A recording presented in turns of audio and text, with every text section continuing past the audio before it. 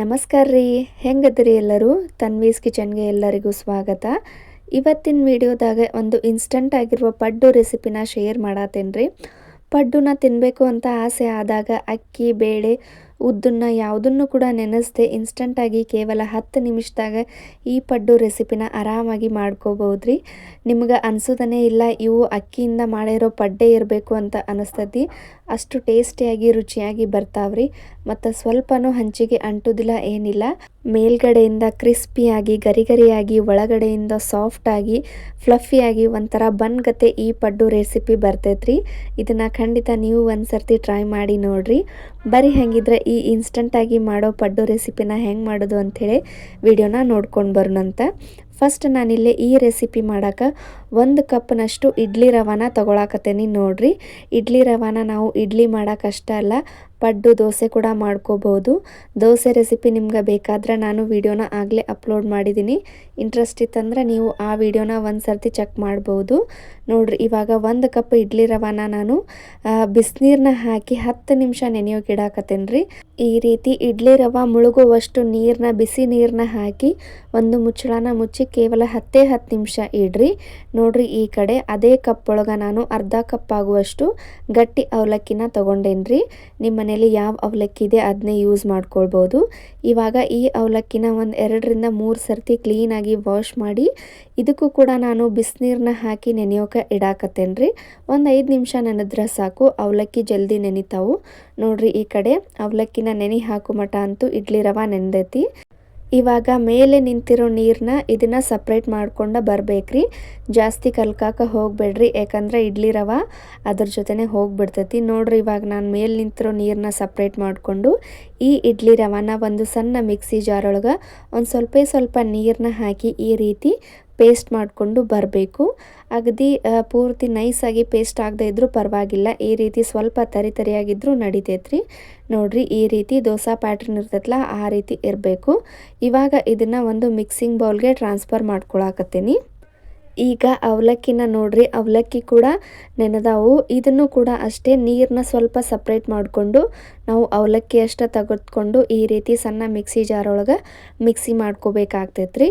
ಇವಾಗ ಈ ಅವಲಕ್ಕಿ ಜೊತೆ ನಾವು ಯಾವ ಕಪ್ನಾಗ ರವೆ ತೊಗೊಂಡಿದ್ದೀವಲ್ಲ ಅದೇ ಕಪ್ನಾಗ ಅರ್ಧ ಕಪ್ ಆಗುವಷ್ಟು ಅಕ್ಕಿ ಹಿಟ್ಟನ್ನ ತೊಗೊಳ್ಬೇಕ್ರಿ. ಅಕ್ಕಿ ಹಿಟ್ಟು ಮತ್ತು ಅರ್ಧ ಕಪ್ಪು ಮೊಸರನ್ನ ಹಾಕಿ, ನೀರದು ಏನು ಹಾಕೊಳ್ಳೋದು ಬೇಡ, ಮೊಸರು ಇರೋದ್ರಿಂದ ಇದನ್ನು ಹಂಗೆ ಪೇಸ್ಟ್ ಮಾಡಿಕೊಂಡು ಬರ್ರಿ ನೋಡ್ರಿ. ಈ ರೀತಿ ನೈಸಾಗಿ ಪೇಸ್ಟ್ ಆಗಬೇಕು.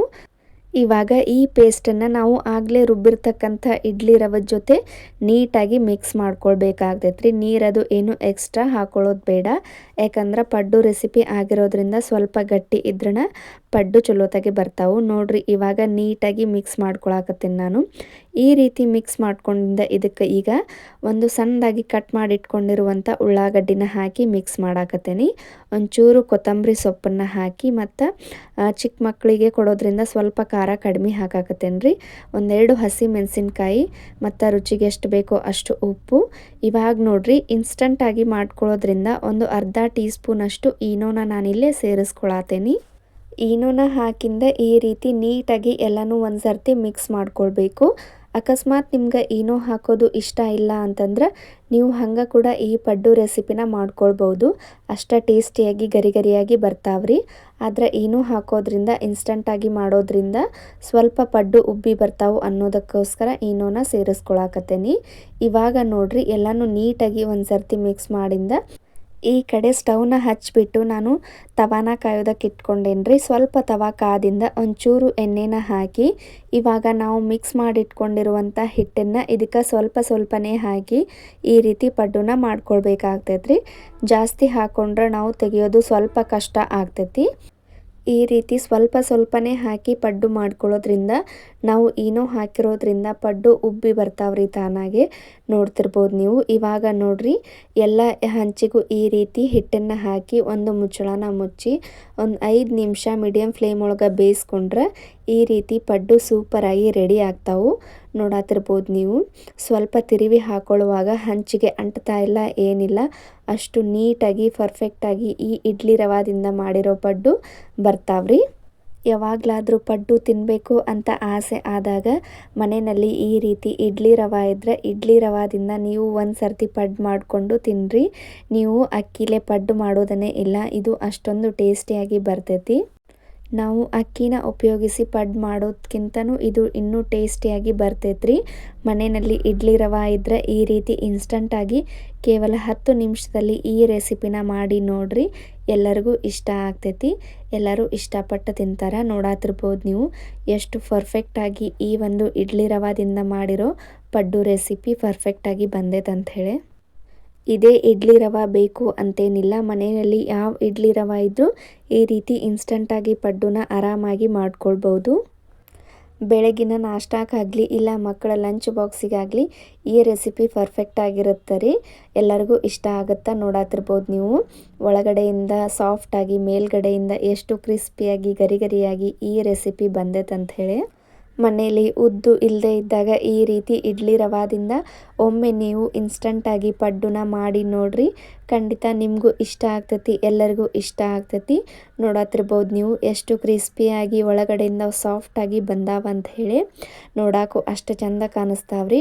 ನೋಡ್ರಿ ಇವಾಗ ನಾನಿಲ್ಲೇ ಇನ್ನೊಂದು ಸರ್ತಿ ಪಡ್ಡುನ ಮಾಡಿ ತೋರ್ಸಾಕತ್ತೇನೆ. ಈ ರೀತಿ ಸ್ವಲ್ಪ ಸ್ವಲ್ಪನೇ ಎಣ್ಣೆನ ಹಾಕಿ ಸ್ವಲ್ಪ ಹಿಟ್ಟನ್ನು ತಗೊಂಡು ಈ ರೀತಿ ಹಾಕಿ ಇನ್ಸ್ಟಂಟಾಗಿ ನಾವು ಪಡ್ಡನ್ನು ಮಾಡ್ಕೊಳ್ಬೋದು. ಈ ಇಡ್ಲಿ ರವಾದಿಂದ ಮಾಡಿರೋ ಪಡ್ಡು ರೆಸಿಪಿ ನಿಮ್ಗೆ ಇಷ್ಟ ಆಗಿದ್ರೆ ಗೊತ್ತಲ್ಲ, ಚಾನಲ್ನ ಎಲ್ಲರೂ ಸಬ್ಸ್ಕ್ರೈಬ್ ಮಾಡ್ಕೊರಿ. ಹಂಗೆ ಈ ರೆಸಿಪಿಗೆ ಒಂದು ಲೈಕ್ ಕೊಡೋದನ್ನು ಮಾತ್ರ ಮರಿಬೇಡ್ರಿ. ನೋಡತ್ತಿರ್ಬೋದು ನೀವು ಸ್ವಲ್ಪನೂ ಸ್ಪೂನಿಗಾಗಲಿ ಹಂಚಿಗಾಗಲಿ ಅಂಟ್ತಾ ಇಲ್ಲ, ಅಷ್ಟು ನೀಟಾಗಿ ಪರ್ಫೆಕ್ಟಾಗಿ ಈ ಪಡ್ಡು ರೆಸಿಪಿ ಬಂದಾವು.